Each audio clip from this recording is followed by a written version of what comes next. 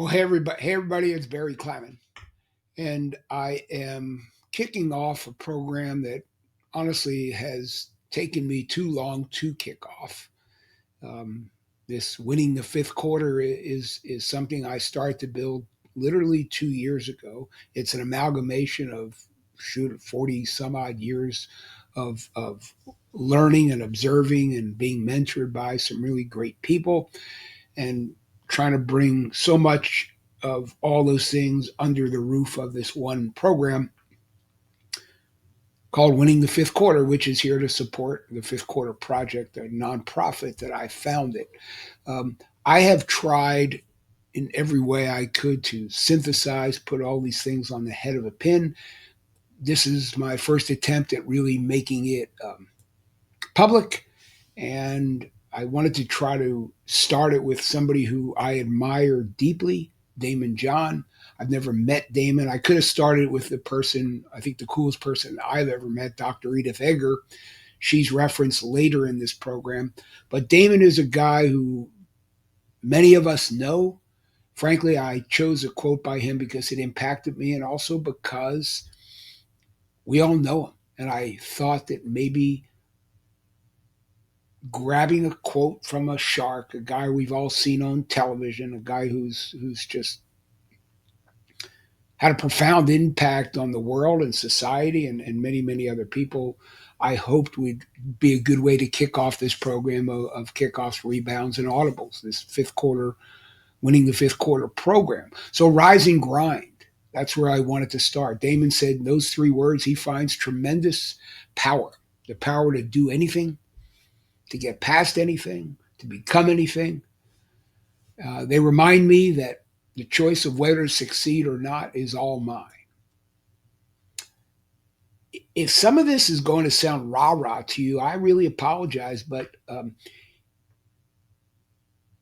I wrote this program using experiences from my own life when my ass got kicked several times and had mentors to help me get off the mat and keep going. Daymond's life, everybody knows him as the founder of Fubu and his again omnipresent seat on Shark Tank. He's certainly been beat up many, many times himself. He actually had a life-threatening illness not too long ago, but he's here, and again, he's just somebody I admire deeply. And he talks about choice. Dr. Edith Egger, the coolest person I ever met. Her book, one of her great books, is called The Choice. It sits behind me. Um, we all know Daymond. It's a classic story, Daymond's story, but I want to tell it again here quickly of somebody who knew deep down in the core of his soul what he wanted to happen. And again, through his own words, through self determination, self belief, street smarts, mentors, and leveraging what he called the power of broke, one of his books, he did make it happen. Um, we're all here at crossroads in our lives. What do we want to happen? This is an ongoing question. Again, I'm using Daymond's story to magnify the whole thing for all of us. I fight many of the same problems you probably do, decisions, choices. And I think when we get focused on this one question, again, what do you want to happen? Things won't get easier, but they'll be more clear. A lot of this program is about clarity. Um, I have dug all over to find what I call giants, people whose wisdom has impacted me, whose I've tried to act on in any way I could. So much of this program is not about me. In fact, ultimately, it's about you and what you want to happen. In the book I'm writing, you always is written in capital YOU because this is about you. But back to Daymond real quickly. He grew up in Queens and he dreamed of making clothes for the coolest rappers around. That's what he wanted to happen. What he wanted to happen became Fubu. Um, Daymond, in order to make what he wanted to happen, waited on tables at Red Lobster to keep his dream alive. Daymond, knowing what he wanted to happen, used tables inside his mom's house as his Fubu's first factory. Daymond, knowing what he wanted to happen, used graffiti on the streets of Queens as some of Fubu's earliest marketing methods.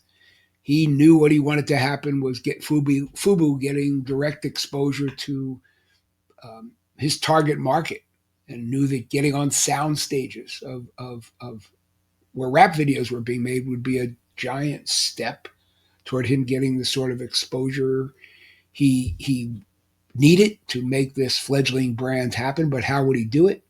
It's not easy getting on those sets. There's a lot of big, strong people trying to knock you off, kick you off, keep you off. But again, he had this rise and grind attitude. Street smarts. He knew. He knew. He knew what he wanted to happen. He knew. He was very, very clear.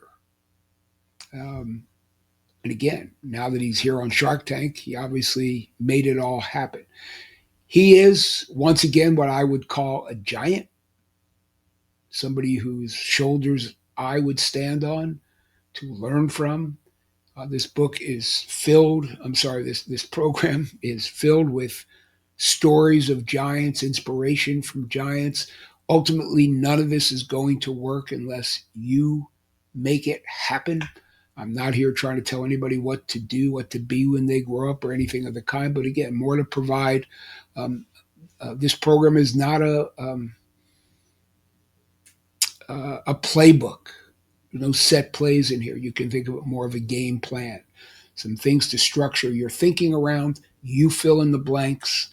You make notes. You write down. Keep your thoughts chronicled. Grab a notebook. Have a notebook with you at all times as you go through all these modules. I'm going to ask you to do some work. Again, you need to fill in some of the blanks here. This whole fifth quarter thing, right? What it means is we're at the end of one game, but there's still time on the clock to play another. It's to help you understand two questions that are asked of all of us every day. What do you want to happen? What do you want to happen? And then why you? Why should somebody choose you? Why would somebody choose Daymond?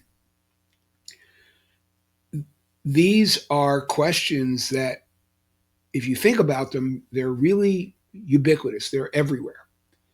And the people who answer them, whose ability to answer them the best, are the people who are going to get to where they want to go. This is not stuff we often talk about in school. In many cases, traditional universities provide you kind of substantive knowledge, but not how.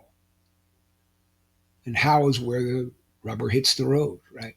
How is how you actually get it done, not what, but how. So why you? And hopefully you'll discover pathways based on your own authentic answers, your own honest answers to the questions that will come up through this program. Again, what you want to happen is none of my darn business. I have no agenda for your life except that you do. And hopefully that along the way, the tools will help you with some tools to get your reality to manifest, to take place. So FUBU means for us, by us. Winning the fifth quarter is for you, by you. This program is for you and will ultimately be written by you. What do you want to happen? Personal life, professional life, life in general, domestic life, community life, whatever. What is it? Why you? These are the questions that we're going to ask. What do you want to happen, and why would it be you?